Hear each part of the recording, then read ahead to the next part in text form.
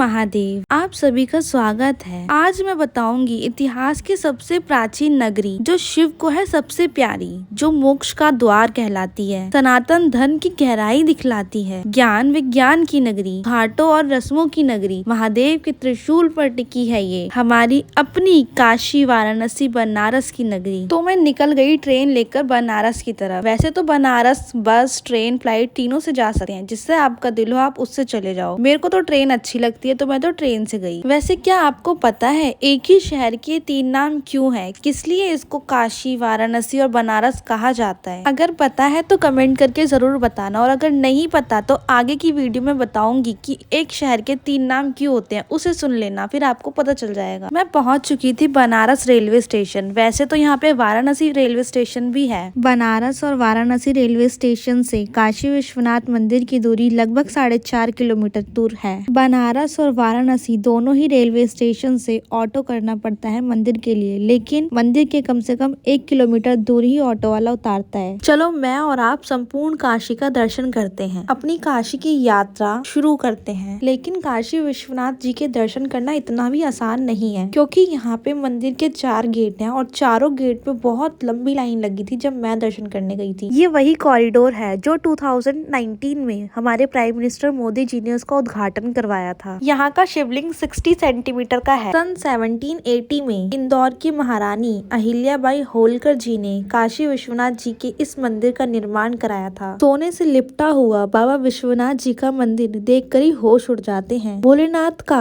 12 ज्योतिर्लिंग में से काशी विश्वनाथ मंदिर 7वें नंबर पर आता है। इस ज्योतिर्लिंग में शिव और शक्ति दोनों विराजमान हैं। मंदिर के गर्भगृह में 37 किलो सोना लगा हुआ है। काशी विश्वनाथ मंदिर के दर्शन करने के बाद मैं एक और मंदिर गई थी, क्योंकि कहते हैं इस मंदिर के अगर दर्शन नहीं किए तो यहाँ के दर्शन भी अधूरे होते हैं। ये है काल भैरव जी का मंदिर। काल भैरव यानी जो काशी के कोतवाल हैं, रक्षक हैं। सभी भक्त लाइनों में लगे हैं और मैं भी इसी लाइन में लगी हूँ, क्योंकि लाइन बहुत ज्यादा लंबी थी। बाबा श्री काल भैरव नाथ के दर्शन करने के लिए काल भैरव भगवान शिव के शरीर से प्रकट हुए हैं और उनका रुद्र रूप माने जाते हैं। उनका रंग कोयले से भी ज्यादा काला है और उनका वाहन जो है वो है कुत्ता। ऐसी मान्यता है कि काल भैरव के आशीर्वाद से भक्तों के सभी भय दूर हो जाते हैं। यहाँ दर्शन करने वाले को जीवन के कष्टों से मुक्ति और शांति मिलती है। इनके दर्शन करने के बाद टाइम ज्यादा हो गया था, तो मैं नेक्स्ट मॉर्निंग जल्दी उठ के चाय पी के, क्योंकि दिन की शुरुआत चाय के बिना तो हो ही नहीं सकती मेरी। उसके बाद यहाँ पे एक पद यात्रा जा रही थी जो बहुत ही सुंदर लग रही थी। इसको देखने के बाद मैं एक ऐसी लोकेशन पे जा रही थी जिसके लिए मैं आई थी। ये है Manikarnika Ghat, the burning ghat of Varanasi. जिस स्थान पे मैं अभी आई हूँ वो बहुत रहस्यमय स्थान है काशी का। मणिकर्णिका घाट, जहाँ पर लाशों के जलने का सिलसिला कभी नहीं थमता। पौराणिक कथाओं के अनुसार माता पार्वती यहाँ पर स्नान करने आई थी और उनके कानों के कुंडल यहाँ पे गिर गए थे। उस समय यहाँ पे 7 ब्राह्मण उपस्थित थे। महादेव जी ने उन सभी को कहा कानों के कुंडल ढूंढने के लिए, बट उनको मिल गए थे, उन्होंने झूठ बोल दिया। ये बात सुनकर महादेव जी को अत्यंत क्रोध आया और उन सबको श्राप दे दिया कि तुम चंडाल बन जाओ और लोगों को जलाने का कार्य संभालो। मणिकर्णिका घाट के बिल्कुल साथ ही एक ऐसी धरोहर खड़ी है जिसके बारे में ज्यादातर लोगों को पता ही नहीं होगा। क्या है ये? इसको देखकर तो मेरे होश ही उड़ गए थे। ये वाराणसी का काशी करवट। इस मंदिर का निर्माण राजमाता अहिल्याबाई होलकर की जो दासी है रत्नाबाई, उन्होंने बनवाया था। तो अपने नाम से उन्होंने शिवलिंग स्थापित किया था। उनका नाम था रत्नेश्वर, इसलिए इस मंदिर का नाम रत्नेश्वर महादेव रखा गया। 300 साल पुराना है ये मंदिर, और ये भी मान्यता है कि इसका कंस्ट्रक्शन का काम पूरा नहीं है।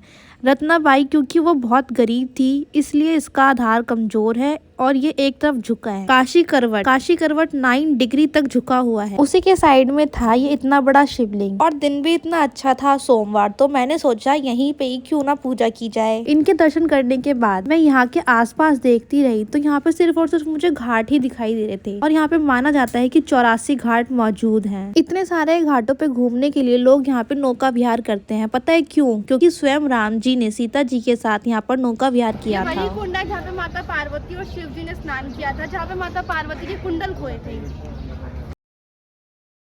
जिसका पानी बिल्कुल सूख चुका है। अब इस टाइम पे इमेजिनेशन करके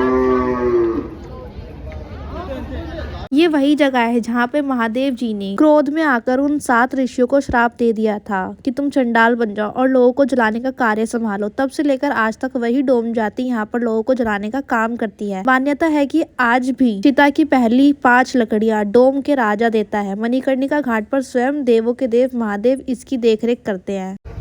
बड़ी बड़ी इमारतें हैं यहाँ पे, तो अंदर ही अंदर पता नहीं कहाँ जा रहे हैं।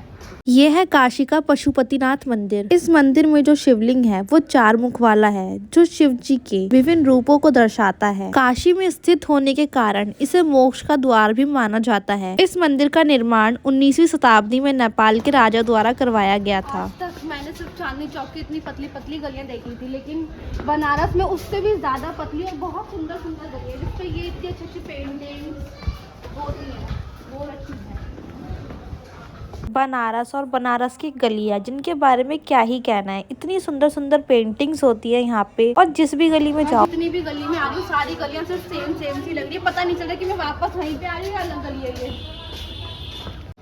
इस टाइम मैं एक ऐसे मंदिर जा रही हूँ जहाँ पे जाने से इस टाइम डर भी लग रहा है और अच्छा भी लग रहा है। पता नहीं मिक्स सी फीलिंग है, वो मैं आपको बताती हूँ। यह है सिद्धेश्वरी माता जी का मंदिर और चंद्रकूप भी कहते हैं। यहाँ पर एक कुआं है और अगर आपको इसमें आपकी परछाई नहीं दिखी तो 6 महीने में मृत्यु आएगी। और सिद्धेश्वरी माता सब कार्यों को सिद्ध करती हैं। ये स्वयंभू देवी हैं। यहाँ 9 दुर्गा में से 9वीं दुर्गा है। जब सूर्य और चंद्रमा जी भी नहीं थे उससे पहले से ही इनका मंदिर यहाँ पर विराजमान है। यहाँ पर चंदेश्वर शिवलिंग भी स्वयंभू है जो स्वयं चंद्र देवता ने अपने हाथों से स्थापित किया था। अब इस टाइम तो मेरी दिल की धड़कन बहुत तेज हो गई थी, क्योंकि अगर इस कुएं में मेरी परछाई नहीं दिखी तो यानी मैं 6 महीने की मेहमान भी नहीं हूँ, लेकिन मेरी तो परछाई दिख गई थी। इसलिए आप सब भी जब भी काशी आओ तो इस मंदिर में जरूर आना। इसके बाद में एक ऐसे मंदिर गई जहाँ बोला जाता है काशी विश्वनाथ जी की आत्मा के दर्शन यहाँ पर होते हैं। यह आत्म विश्वेश्वर महादेव मंदिर कहा जाता है। यदि कोई शिवलिंग पर एक भी बार बेलपत्र या पुष्प चढ़ाता है तो उसको सैकड़ों बेलपत्र और पुष्प चढ़ाने का फल प्राप्त होता है। फिर मैं एक ऐसे मंदिर गई जिसके नाम से ही पता चल जाता है कि किस चीज का मंदिर है। यह है महामृत्युंजय मंदिर। ये मंदिर भगवान शिव जी को समर्पित है। माना जाता है कि इस मंदिर का इतिहास प्राचीन कुएं और शिव जी को समर्पित है। महामृत्युंजय का अर्थ है मृत्यु पर विजय पाने वाले भगवान। माना जाता है इस मंदिर में जितने भी शिवलिंग है वह भक्तों को उनकी अननेचुरल डेथ से दूर रखता है। इस मंदिर में बहुत ही ज्यादा शिवलिंग देखने को मिलेंगे। यहाँ पर एक प्राचीन कुआं भी है। माना जाता है कि इसके पानी पीने से कई तरह की बीमारियां ठीक हो जाती है। इस चमत्कारी कुएं के पीछे की कहानी एक ये भी है कि आयुर्वेद के पिता धन्वंतरी ने अपनी सारी औषधियां इस कुएं में डाल दी थी। यही कारण है कि इस कुएं का पानी काफी ज्यादा पवित्र है। दूर दूर से लोग इस कुएं का पानी पीने के लिए आते हैं। ये एक ऐसा मंदिर है जो औरंगजेब ने 1668 में तुड़वा दिया था। ये बिंदु माधव जी का मंदिर। इस मंदिर को छत्रपति शिवाजी महाराज ने 1672 में इसका निर्माण कराया था। कौन है बिंदु माधव जी? आइए इनके बारे में जानते हैं, उनके दर्शन करते हैं। बिंदु ऋषि ने नेपाल की नदी के सामने बैठकर भगवान विष्णु की तपस्या की, आराधना की। ये करके इन्होंने यहाँ का विग्रह प्राप्त किया। और ये है आखिरी मंदिर, माता संकटा का मंदिर। बहुत मान्यता है इस मंदिर की। काशी में भगवान श्री कृष्ण स्वयं पांडवों के साथ माता के दर्शन कराने लाए थे महाभारत से पहले। जब पांडवों का अज्ञातवास और वनवास हुआ था उससे पहले संकट को काटने के लिए उनके दर्शन कराने लाए थे। दर्शन करने के बाद अब मैं जा रही थी अपनी यात्रा के आखिरी पड़ाव पर। चाहे कोई दिन में कहीं भी घूमे काशी में, रात के समय सब इकट्ठा हो जाते हैं दशवमेध घाट की माता गंगे की आरती के दर्शन करने के लिए। शंख और मंत्रों की ध्वनि के कारण वहाँ का वातावरण शिवमय और भक्तिमय ही हो जाता है। मैं तो ज्यादा लेट हो गई थी घाट पे जाने के लिए, क्योंकि आरती शुरू होने से कम आधे घंटे पहले आपको घाट पे पहुँचना पड़ता है। इसलिए मैंने तो नौका विहार करते हुए यहाँ से ही दर्शन कर लिए थे आरती के। वो क्या नजारे थे और कितना अच्छा वातावरण हो रहा था वो तो मैं आपको शब्दों में बता नहीं सकती। वो तो आपको खुद आके एक्सपीरियंस करना पड़ेगा।